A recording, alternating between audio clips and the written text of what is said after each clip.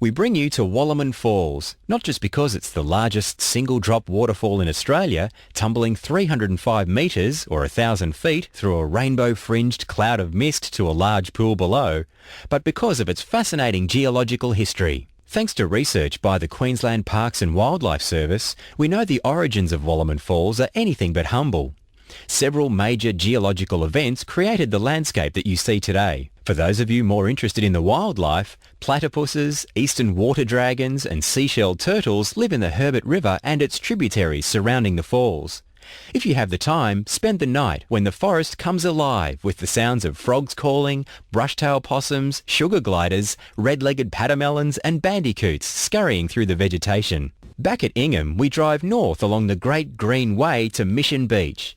This will take about 90 minutes of driving, but don't switch off because you're about to experience some dramatic coastal views as we head up Cardwell Range. It's a short drive from here to the town of Cardwell, sitting on the ocean's edge overlooking Hinchinbrook Island. A ferry departs daily from Port Hinchinbrook, 6 kilometres south of Cardwell. The legendary 32-kilometre Thorsbourne Trail on Hinchinbrook Island attracts walkers from around the world. The sugarcane fields tell you we're not too far from Tully, truly one of the wettest towns in Australia with an average yearly rainfall of 4.5 metres. Turning east off the highway will take you to Mission Beach. Look for the signs to Licuala State Forest. The entrance is 1.5 kilometres west of the junction of South Mission Beach Turnoff and Mission Beach Tully Road. The Licuala State Forest walking tracks will take you to some of the best examples of fan palms in Australia. A short rainforest circuit takes about 30 minutes to complete. Mission Beach's Bicton Hill is another short walk, offering a great reward for a 90-minute trek. The walk will take you to the top of the hill overlooking Dunk Island and a chance encounter with elusive cassowaries. But remember, if you see a cassowary, keep your distance as they can be potentially dangerous if disturbed. The final leg of our pod guide is around 140 kilometres to Cairns. As you travel north, we'll visit Ubanangi Swamp National Park and the Babinda Boulders.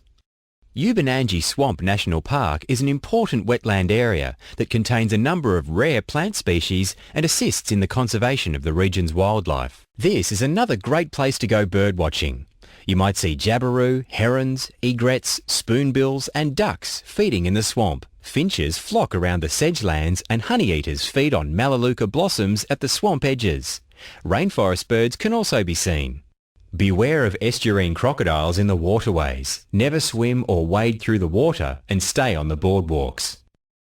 Saltwater or estuarine crocodiles are the largest of all living reptiles in the world. A healthy adult male saltwater crocodile is typically 5 metres long, which is probably longer than the car you're sitting in. In fact, the largest confirmed saltwater crocodile on record is 7 metres. They can weigh around 770 kilograms.